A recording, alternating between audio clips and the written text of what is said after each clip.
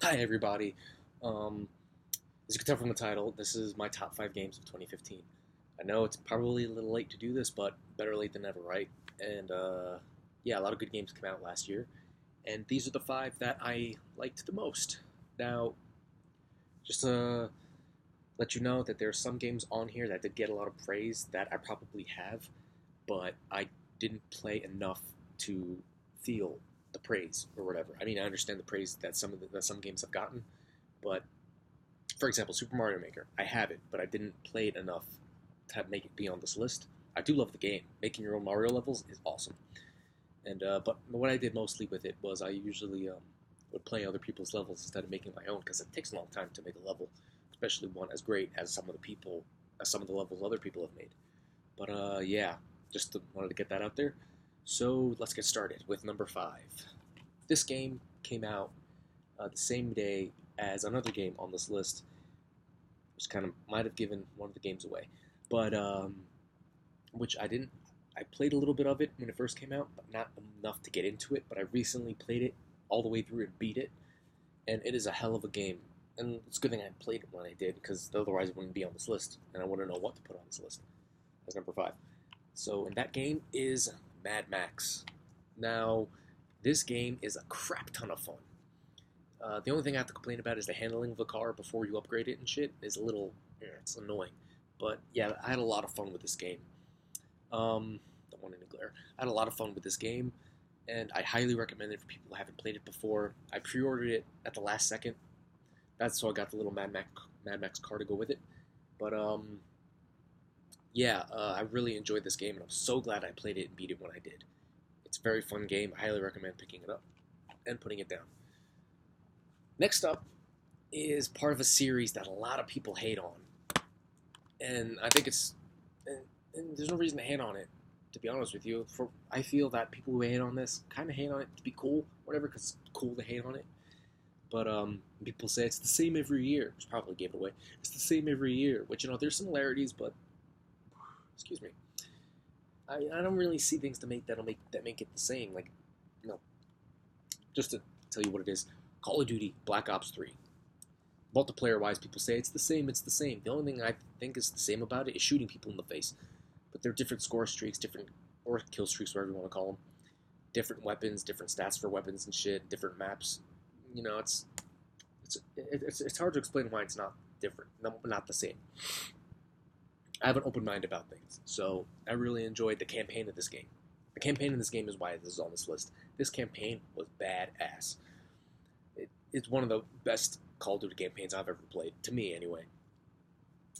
There are boss fights in the campaign. How awesome is that? There are boss fights in a Call of Duty campaign, in a Call of Duty game.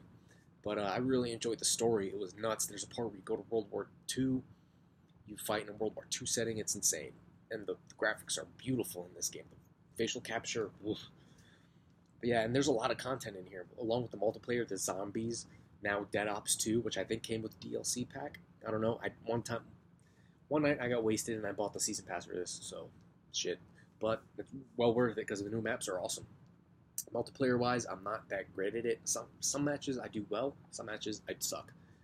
But yeah, the campaign mostly is the reason why I like this game so much, and it's the reason why it's on this list.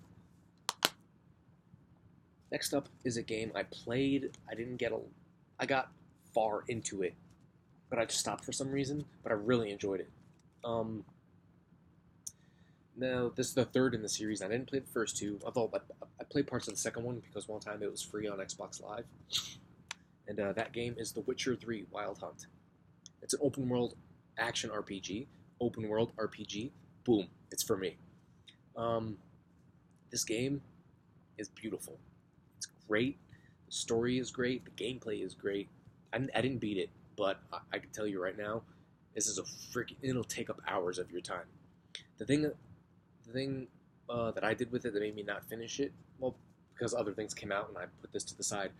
But sometimes when you're traversing the world, you look in your mini map and there's a yellow exclamation point. That's a side quest. I would take those side quests, but most of them I wasn't a level high enough to have it be easy. So yeah, that kind of made me still love the game, but that made me a little annoyed with it, so to speak. But yeah, it's a great game. Great game. Great game. The freaking, it's broken. Oh well. Next up is a game that I was giddy like a schoolgirl when I first got it. When I first played it. This is one of my most anticipated games ever. And this is the creator's swan song to his series. You could tell it's unfinished, not glitch-wise. There are hardly any glitches in it. But you could tell it's unfinished story-wise. Gameplay-wise, this is perfect. When it comes to this genre of games, this gameplay, beautiful. All games of this genre should copy that gameplay with fluid movements. And, oh god, and it was very addicting. Hours spent on this game. This game, I literally set an alarm so I could wake up a few hours earlier than I would before work just to play it. And that is Metal Gear Solid 5: The Phantom Pain. Why do I have 2 copies, you ask? Wait, how come when it's darker, the picture quality is... Whatever. Metal Gear Solid 5: The Phantom Pain. Why do I have 2 copies? Because I'm like at least 100 hours into this one, and I bought this mainly because if I wanted to play it again from scratch, I could... Oh, never mind. Screensaver. When I wanted to play it from scratch, I could just pop it in my Xbox One. You could say to yourself, why don't you just make another account on your PS4 and play it, from scratch then? Because I don't want to do that. And plus, my PS4 has like 300 gigs left out of 1 terabyte because I upgraded it. My Xbox One has like 2.7 terabytes on that bitch. So I've got to fill that bad boy up. But, yeah, I very much enjoyed this game. Konami kind of screwed over Kojima. I feel like there's more to this game. But I feel like Konami rushed it out. But, yeah, this is beautiful. I love the ending. The ending blew my mind. I keep looking at my face on here. I have to look up at the camera. I have to look at you. But, yeah, there's nothing that I can say about this game that hasn't been said already. This is a glorious game, and I love it. I love it. I love it. I love it, man. Last game, I feel like you know what it is.